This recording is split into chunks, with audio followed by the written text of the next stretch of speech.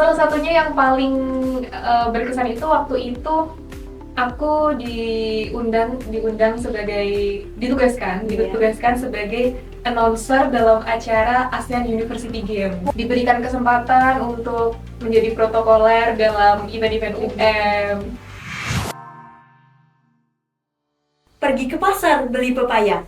Langit cerah dihiasi mentari. Halo Sobat PPS semuanya. Podcast Ngopi Yuk hadir berbagi inspirasi. Selamat datang di podcast Ngopi Yuk. Ngobrol pintar yuk. Ruang ngobrol penuh inspirasi dan cerita menarik dari sosok yang luar biasa. Bersama saya, Nabila Imtinan, kita akan mengupas kisah inspiratif dari tokoh yang pernah menorehkan prestasi dan semangat kepemimpinan selama masa kuliahnya. Tema kita kali ini adalah menembus batas menginspirasi kampus. Sebuah tema yang mencerminkan untuk terus bergerak maju, menghadapi tantangan, dan memberikan dampak positif di lingkungan kampus. Dan yang lebih spesial lagi nih, hari ini kita kedatangan tamu istimewa yang kisah perjalanannya pasti akan membuka wawasan dan membakar semangat kita semua. Siapakah dia? Yuk, langsung saja kita masuk ke bagian selanjutnya. Narasumber kita hari ini adalah seorang alumni yang telah membawa nama baik S1 Program Studi Pendidikan IPS dan Universitas Negeri Malang dengan prestasinya. Beliau adalah Kak Laili Soimatur Rohma, alumni Pendidikan IPS UM angkatan tahun 2020. Selama kuliah, beliau dikenal aktif berorganisasi, mengikuti berbagai kompetisi, dan menunjukkan jiwa kepemimpinan yang kuat. Salah satu pencapaian membanggakannya ketika ia terpilih menjadi The Winner Duta Kampus Universitas Negeri Malang tahun 2023. Posisi tersebut bukanlah hal yang mudah untuk diraih. Dibutuhkan kemampuan intelektual, komunikasi yang baik, sikap yang positif, serta komitmen yang kuat terhadap alma mater. Kini, setelah menyelesaikan studi, Kak Laili tetap aktif menginspirasi banyak orang melalui berbagai kegiatan sosial, edukatif, dan pengembangan diri. Perjalanan beliau sebagai mahasiswa dan duta kampus menjadi kisah inspiratif yang patut kita dengarkan seksama. Nah, langsung saja kita sambut narasumber luar biasa kita hari ini, Kak Laili. Berikan tepuk tangan yang meriah ya Sobat PPS. Halo Kak Laili. Halo Nabila. Gimana nih Kak kabarnya hari ini? Alhamdulillah baik, sehat. Nabila gimana kabarnya? Alhamdulillah Kak, Oke. sehat. Ngomong-ngomong nih Kak Laili dari Trenggalek atau memang stay di Malang nih? Kebetulan ini dari Trenggalek hari ini. Jauh banget ya Kak, berarti Kak Laili melakukan perjalanan yang cukup panjang ya Kak? Lumayan, Trenggalek Malang itu sekitar 4 jaman lah ya. Naik apa nih Kak, kalau boleh tahu? Kereta. Oh kereta. Iya. Kak Laili jauh-jauh dari Trenggalek hanya untuk berbagi inspirasi bersama kita. Dengar-dengar nih Kak Laili itu habis wisuda ya bulan lalu. Betul sekali. Gimana nih Kak perasaan Kak Laili setelah menjadi alumni yang membanggakan di Universitas Negeri Malang, tentunya di program studi pendidikan IPS? Tentunya haru dan bangga ya setelah melewati perjalanan yang panjang, mulai dari awal perkuliahan sampai lulus, akhirnya lulus juga.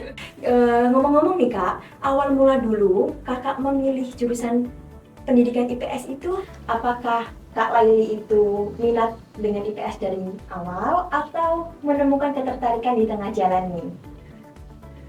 Oke, fun fact-nya ya sebenarnya Ya, ya, ini aku pilih pendidikan ilmu pengetahuan sosial itu sebenarnya karena dulu waktu aku sekolah, Iya. itu sebenarnya aku kurang tertarik sebenarnya sama IPS. IPS, mata pelajaran IPS. Kalau ditarik ke belakang Iya. dari background pendidikan aku sebelum aku kuliah, Aku itu lulusan dari Sekolah Menengah Kejuruan, SMK. Oh, SMK. Iya. Nah, waktu itu aku milih jurusan akuntansi. Akuntansi. Nah, kenapa nih aku milih kuliah di iya, UM nih, apalagi iya. di IPS? Karena waktu itu di sembari aku kerja, aku juga mendirikan bimbingan belajar kecil-kecilan lah di daerahku ya. Iya, untuk anak SMA gitu ya Kak? Anak-anak SD SMP waktu SD, itu. SMP. Iya. Itu kurang lebih anak-anak yang belajar sama aku itu sekitar 25 anak. Wah, cukup lumayan banyak itu Kak. Jadi dari pagi sampai sore itu kerja, Iya, sore sampai malam lanjut lagi iya, ngajar. ngajar. Tapi dari situ aku menemukan passion aku. Oh, ternyata aku nyaman di sini nih. Nyaman mengajar gitu ya Kak? Iya, karena aku merasa kalau ketika aku menyampaikan ilmu yang aku dapat kepada anak-anak itu, aku ngerasa hidupku itu lebih bermakna gitu. Iya. Akhirnya di tahun pertama itu kan ketika aku daftar ke Dinasar aku nggak lolos, tahun kedua pun juga nggak lolos. Wow. Akhirnya di tahun ketiga sebenarnya aku mau nyoba lagi nih. Nyoba lagi ke Dinasar. Tapi iya, karena waktu itu karena COVID-19 ya, jadi nggak membuka pendaftaran. Akhirnya aku kayaknya nggak bisa deh kalau nggak lanjut. Aku mau lanjut kemana nih? Akhirnya aku nyoba lah di SBMPTN, di UM tentunya waktu itu. Dan pemilihan prodinya pun juga aku sebenarnya bingung. Iya. Tapi setelah aku research, kemudian aku lihat-lihat sebenarnya di UM ini jurusannya apa aja sih. Akhirnya karena aku itu orangnya apa ya, punya rasa ingin tahu yang berlebih dan suka dengan tantangan-tantangan. Dan waktu itu aku dari sekolahku sebelumnya itu aku sebenarnya nggak terlalu tertarik sama IPS. Oke lah, aku mau coba ini. Jadi IPS itu pilihan pertama ya Kak? Iya. Kemudian aku lihat akreditasi prodinya juga bagus, pengajarnya juga dosen-dosen profesional, prestasinya juga bagus. Akhirnya oke, aku milih ini. Lalu nih Kak, selama berkuliah di jurusan IPS, pengalaman apa nih yang menurut Kak Laili itu paling berkesan dan banyak membentuk karakter pribadi? Kalau ditanya pengalaman ya, sebenarnya dari awal kuliah sampai lulus itu semuanya itu berkesan. Jadi dari awal masuk kuliah sampai lulus itu banyak sekali pengalaman-pengalaman baru yang aku dapat. Kemudian banyak sekali pokoknya pengalaman yang berkesan dan aku rasa semuanya itu berkesan. Dan dari awal kuliah ya, itu aku sebenarnya punya program yang aku buat sendiri. Planning ya Kak, planning ya. Planning maba. Bener. Jadi aku nggak mau kalau selama kuliah itu sia-sia dan nggak punya kesan yang baik bagi aku gitu loh. Kuliah pulang seperti itu. Bener. Kupu-kupu. Jadi waktu itu aku punya program sendiri itu gini. Setidaknya setiap tahunnya itu aku punya gebrakan baru gitu ya Kak? Iya, pencapaian atau apalah yang bikin diri aku berkembang. Akhirnya di tahun pertama sampai tahun terakhir itu aku punya planning tertentu ya. Iya. Di tahun pertama karena masih transisi dari perkuliahan masuk perkuliahan, jadi masih adaptasi. Nah, di tahun kedua aku mencoba mulai ikut lomba-lomba online karena waktu itu COVID-19 ya. Oh iya, COVID-19. Jadi masih ikut lomba-lomba online kayak gitu. Terus aku nyoba juga daftar di organisasi mahasiswa. Oh iya, organisasi mahasiswa. Apa itu Kak kalau boleh tahu nih? Di Badan Eksekutif Mahasiswa Fakultas. Oh, BEM Fakultas. Iya. Menarik Kebetulan sekali. diamanahi jadi divisi ekonomi kreatif waktu itu. Wah. Kemudian setelah itu aku nyoba nih di ajang lomba di daerahku, di ajang pemilihan duta wisata, dan alhamdulillah lolos juga waktu itu. Kemudian setelah itu aku nyoba lagi di kampus karena waktu itu ada pendaftaran pertukaran mahasiswa Iya, IPM itu ya. Iya, IPM, tapi mandiri waktu itu. Jadi aku nyoba daftar, alhamdulillah lolos juga. Waktu itu 1 semester aku pertukaran di UNES. Wah, Semarang. keren Kak.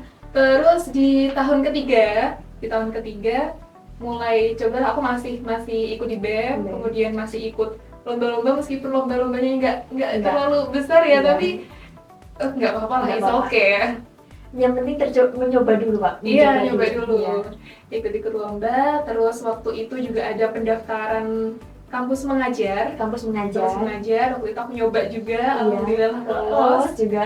Iya, dapat penempatan di daerah aku, di Trenggalek juga. Oh. Kebetulan di daerah Watulimo itu, kalau dari rumah aku ke sana itu sekitar 1 jam perjalanannya. Cukup jauh ya Kak. Iya, jadi setiap pagi harus buat Harus iya, pagi-pagi supaya tidak telat. Iya benar, tapi itu pengalaman yang luar biasa banget sih bagi aku karena kita bisa langsung kayak menyampaikan ilmu yang kita dapat itu langsung kepada anak-anak di sana Iya. gitu. Apalagi daerahnya kan juga daerah 3T ya, Iya, yang 3T. yang dipilih itu untuk kampus mengajar. Jadi aku ngerasa dari situ, oh ternyata bisa ya aku berdampak Iya. sedikit-sedikit lah ya. Iya, untuk menjadi guru. Iya, banyak belajar juga ketika program itu. Kemudian di tahun selanjutnya aku nyoba daftar duta kampus. Nah, waktu itu alhamdulillah juga dapet the winner ya. The winner. Itu hal yang gak aku sangka-sangka sama sekali loh sebenarnya. Jadi itu dar-dar banget ya Kak. Karena waktu itu juga aku kan masih di BEM.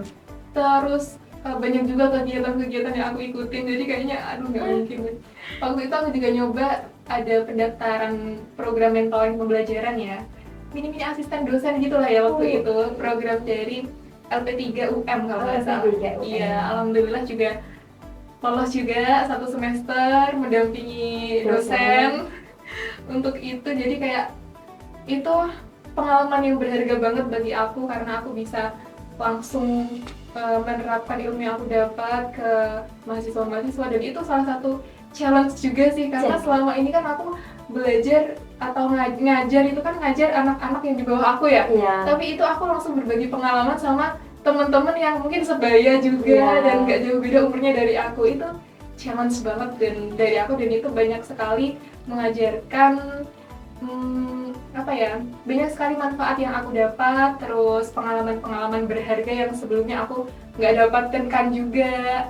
Nah dari situ aku mulai mengambil hikmahnya lah, mengambil hikmahnya, terus mengajarkan aku arti kepedulian, terus rasa tanggung jawab, karena di sela kesibukan yang banyak itu kita harus bisa manajemen waktu yang baik ya. Waktu yang baik. Nah itu tanggung jawab sih yang aku garis bawahi. Tanggung jawab yang besar ya Kak. Iya, terhadap pilihan kita sendiri. Betul. Wah keren sekali nih Kak. Kak Laili ini sangat produktif sekali, berbeda dengan saya dan teman-teman yang lainnya nih.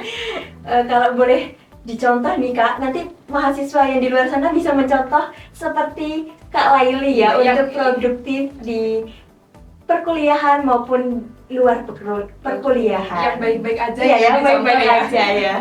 Iya. Nah, terus Kak dari situ, dari perjalanan panjang tadi itu berarti dari puncaknya itu waktu jadi the winner itu ya Kak, the winner duta kampus itu ya Kak. Betul. Dan jadi Kak Laili itu merangkak dari bawah, mengikuti semua kegiatan-kegiatan yang berbau positif dan akhirnya menjadi the winner duta kampus Universitas Negeri Malang. Apa sih yang memotivasi untuk ikut seleksi duta kampus saat itu Kak? Yang memotivasi aku lihat duta kampus itu tahu itu sebenarnya dari semester 3 kalau nggak salah ya. Dan waktu itu karena ada salah satu postingan dari anggota duta kampus nih, FYP di Instagram aku. Aku lihat lah, wah ternyata duta kampus UM ya, wah keren banget nih. Gimana ya rasanya jadi duta kampus, bisa nggak ya aku gitu. Awalnya cuma ngebayangin aja, dan waktu itu sebenarnya ada motivasi untuk daftar juga, tapi masih belum berani. Karena aku ngerasa kayak aduh kayaknya ilmuku masih belum banyak, pengalamanku masih belum banyak juga, apa aku bisa gitu. Akhirnya aku mengurungkan niat aku. Dan aku ingat banget waktu itu ketika semester berapa aku lupa, tapi waktu itu ada salah satu mata kuliah yang dari beliau dosennya itu memberikan tugas pada mahasiswanya untuk menulis 100 wishlist kalian yang ingin kalian capai selama 5 tahun ke depan. Dan itu salah satunya aku menulis aku pengen jadi duta kampus.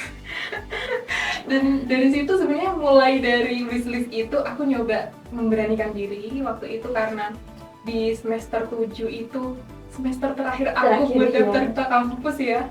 Akhirnya ya udahlah, kalau nggak nyoba ini aku nggak bakalan tahu aku bakalan berhasil atau enggak. Meskipun itu aku insecure parah karena banyak teman-teman yang bagus juga, tapi ya udahlah, bismillah, nyoba aja, berani dulu lah, nanti hasilnya lolos atau enggak nanti dulu.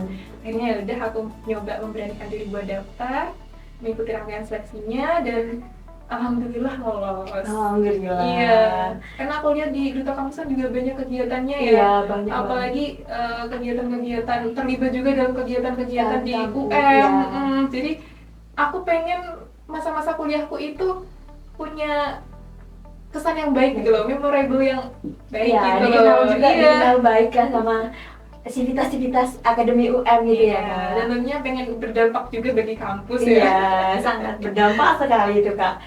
Berarti ya Kak Laili itu dari awal itu pernah mau mendaftar, cuma ragu-ragu.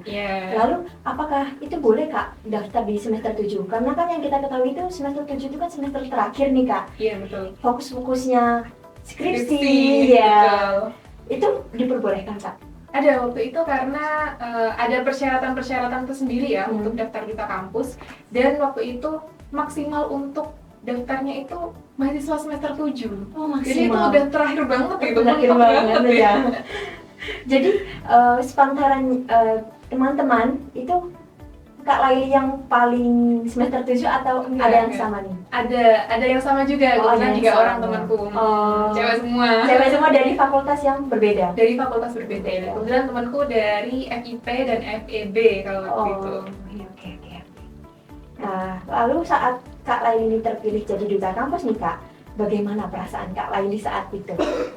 Perasaannya tentunya nggak percaya.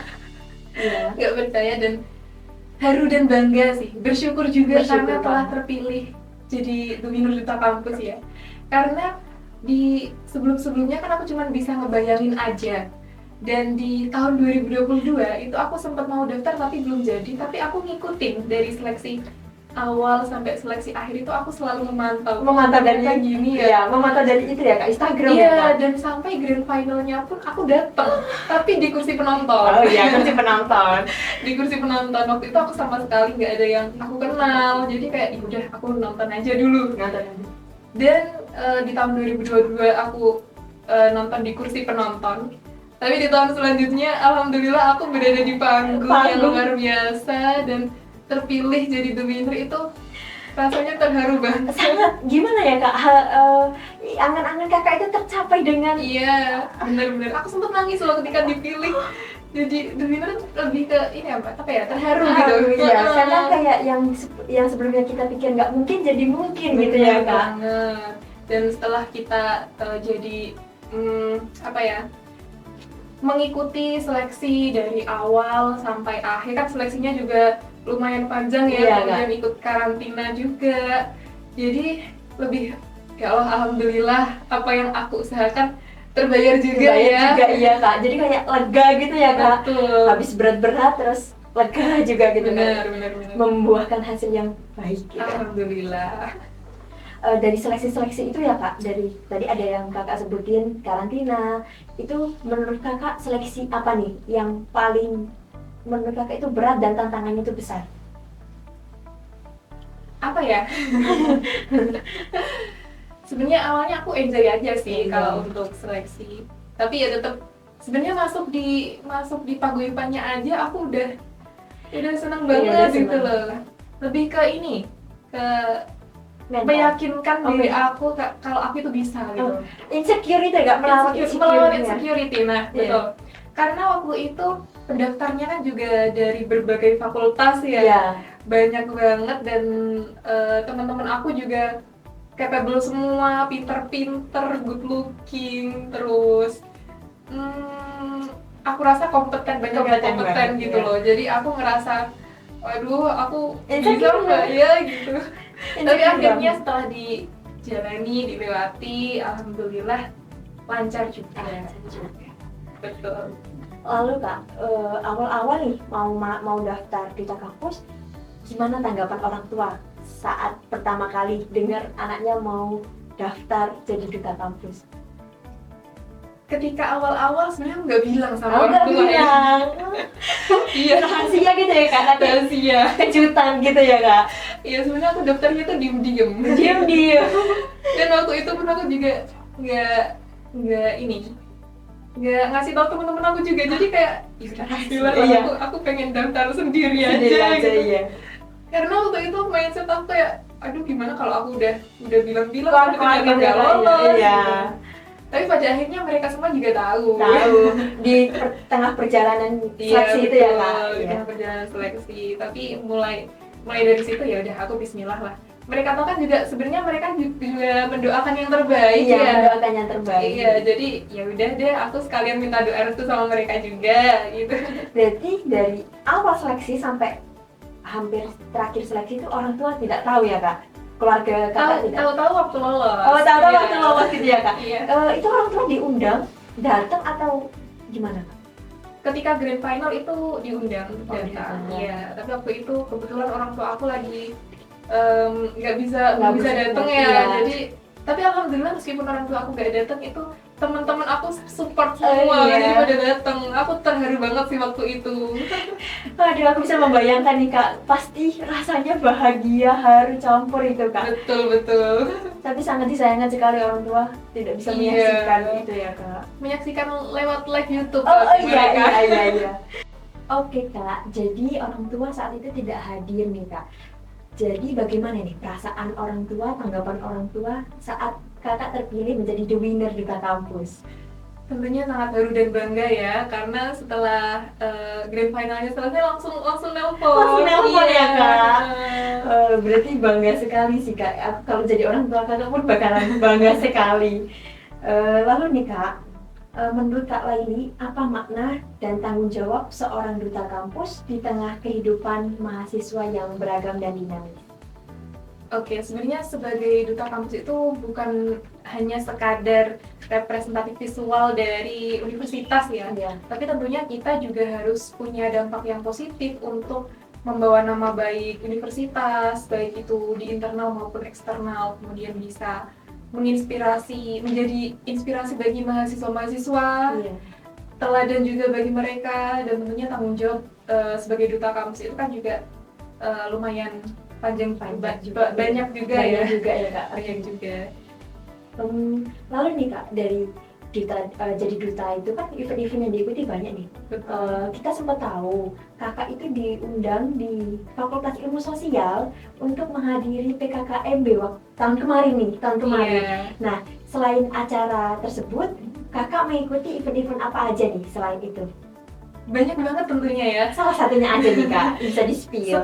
Setelah jadi duta kampus itu banyak sekali kita terlibat dalam event-event yang ada di UM.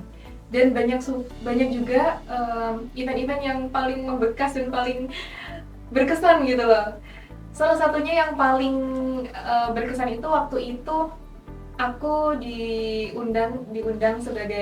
ditugaskan sebagai announcer dalam acara ASEAN University Games. Wah, Nah, ASEAN internasional University banget Games, nih. iya itu kan event olahraga mahasiswa internasional ya. Internasional. Waktu itu lokasinya di Geraha Cakrawala, Iya. ditunjuk sebagai announcer. Itu hal yang menurut aku membanggakan sih. Iya. Dan Kak. tentunya ketika kita ikut event-event UM kan tentunya sering ketemu Pak Rektor Pas juga. ya, sering dikenal jadi ya Kak sama Pak Rektor ya. Nggak tahu ya kalau itu ya, tapi Bisa karena ngelobi, banyak juga ya yang Iya. ini. bisa ngelobi jadi rektor nih Kak beberapa tahun ke depan. Itu sih yang paling berkesan, dan tentunya juga diberikan kesempatan untuk menjadi protokoler dalam event-event UM, ditunjuk sebagai MC dalam event-event yang ada di UM, meskipun sambil belajar juga sebenarnya, meskipun nggak terlalu handal ya, tapi it's okay, sambil belajar, menambah pengalaman seperti itu. Nah Kak, kan banyak banget nih event-event yang Kakak ikutin. Nah itu gimana nih caranya Kakak memanajemen waktu antara kuliah, mengikuti event-event, dan untuk keluarga? Pasti keluarga ada dong acara atau agenda rutin. Iya, itu sih menarik sebenarnya. Iya. Itu sebenarnya hal yang challenging banget ya. Iya, challenging banget sih Kak.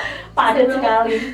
Bener, tentunya aku selalu buat skala prioritas. Oh, salah. Skala prioritas di mana yang harus aku prioritaskan utama, kemudian yang tambahan yang mana. Tentunya yang utama kuliah ya, Kuliah. karena itu kan tujuan awal kita. Tujuan. Nah, yang lain tambahan. Tapi selain dari itu ya kita harus bisa membagi waktu juga, membagi waktu kira-kira mana yang penting, mana yang nanti dulu gitu. Aku lebih ke itu sih, nggak ada jadwal yang terstruktur atau apa, tapi aku selalu memprioritaskan apa yang sebenarnya itu penting.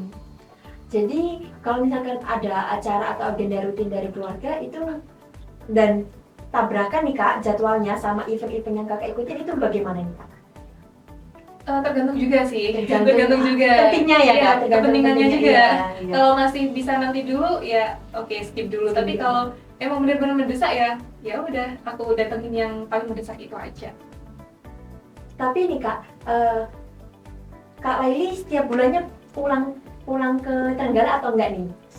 Nah karena waktunya juga lumayan padat di Malang ya, jadi aku pulang ke Trenggalek itu biasanya 1 bulan sekali. Oh, 1 bulan iya, sekali. 1 bulan sekali atau enggak kadang 2 minggu sekali juga itu pernah, tapi seringnya 1 bulan sekali sih. 1 bulan sekali. Itu pasti 1 bulan sekali ya Kak? Atau Eh, kadang enggak ya? Kadang enggak. Oh, kadang enggak. Iya. Terakhir nih Kak, apa nih yang bisa Kak Laili berikan untuk mahasiswa khususnya dari jurusan pendidikan IPS yang ingin aktif dan percaya diri tapi masih ragu nih Kak untuk ikut seleksi duta kampus atau kegiatan yang serupa? Oke, teman-teman, aku sebenarnya juga pernah merasa ragu ketika aku memulai sesuatu. Ya. Tapi yang harus teman-teman ingat, waktu itu akan terus berjalan dan kalian juga harus memaksimalkan waktu itu sebaik mungkin. Mumpung masih muda, lakukan hal-hal yang positif, apa yang kalian pengen, dan jangan takut gagal. Karena aku pernah dengar kata-kata seperti ini, ketika kalian mencoba sesuatu, memulai mencoba sesuatu, itu akan ada dua kemungkinan. Yang pertama adalah berhasil, yang kedua adalah gagal. Tapi ketika kalian sudah tidak mencoba, itu sudah ada satu kepastian itu yang mana kalian pasti gagal. Jadi kalian jangan takut mencoba. Dan setiap langkah kecil yang kalian lakukan itu sangat berharga sekali. Jadi maksimalkan waktu yang kalian punya, mumpung masih muda. Apa-apa yang ingin kalian capai, mulai dulu aja. Untuk hasilnya itu dipikir nanti dulu. Yang penting kita harus berani mencoba. Dan yang perlu teman-teman ingat juga, teman-teman juga mungkin ketika kita mulai sesuatu itu kadang ada terbayang di pikiran kita ya gimana ya nanti pandangan orang lain kalau aku gagal, gimana ya kalau aku nggak berhasil. Teman-teman jangan fokus pada hal itu. Teman-teman fokus sama diri kalian sendiri aja. Dan jadilah versi terbaik dari diri kalian. Jangan hiraukan, memang rumput tetangga itu lebih hijau ya daripada sangat pedas sekali kita sendiri ya. Tapi teman-teman jangan fokus di situ karena kita punya waktunya sendiri-sendiri, dan aku yakin kok ketika kalian berusaha, hasil yang kalian dapat itu tidak akan mengkhianati usaha kalian selama ini. Dan terakhir, kemenangan itu bukan hanya sekadar trofi yang ada di rumah kalian, tapi kemenangan itu adalah pengalaman yang kalian dapatkan selama ini. Wah, keren sekali ya Kak Laili. Terima kasih banyak nih Kak atas semua cerita dan inspirasinya kali ini. Sebelum kita tutup, boleh dong Kak Laili mau sampaikan closing statement untuk seluruh mahasiswa, khususnya mahasiswa PIPS agar lebih semangat menembus batas dan membawa dampak positif bagi lingkungan kampus, keluarga, dan masyarakat. Oke, buat teman-teman yang masih ragu untuk mencoba, ragu untuk mengembangkan diri kalian, jangan ragu teman-teman. Karena if we never try, we will never know ya. Salah ya, itu. Jadi ketika kalian gagal, jangan putus asa, karena bisa jadi kegagalan kalian itu adalah awal dari kesuksesan kalian. Betul sekali. Jadi jangan takut untuk mencoba. Dan terakhirnya ada informasi buat teman-teman Apa yang tuh, pengen coba mengembangkan diri ya. Iya, apa itu Kak? Ini Duta Kampus UM ini lagi open recruitment juga. Barangkali teman-teman ada minat untuk mendaftar, pengen mengembangkan potensi diri kalian, bisa banget nih daftar di Duta Kampus UM. Bisa kalian lihat yang lainnya di Instagram @padukaum ya. Wah, info yang menarik sekali ya untuk Sobat PIPS. Bagi Sobat PIPS yang ingin mengembangkan diri, langsung saja cek Instagramnya Paduka UM. Wah, keren banget ya obrolan kita hari ini di podcast Ngopi Yuk. Dari cerita Kak Laili, kita belajar bahwa menjadi mahasiswa bukan hanya tentang kuliah, tapi juga tentang tumbuh, berani mengambil tantangan, dan berbagi inspirasi. Terima kasih Sobat PIPS yang sudah mendengarkan sampai akhir. Sebelum podcast ini saya tutup, saya ada pantun nih untuk Sobat PIPS yang ada di rumah. Pantunnya, jalan-jalan ke kota Surabaya, bertemu sahabat lama di pelantaran. Sampai jumpa di episode berikutnya dengan kisah baru yang penuh harapan. Saya, Nabila Imtinan, pamit undur diri. Terima kasih ya Sobat PIPS, sampai jumpa.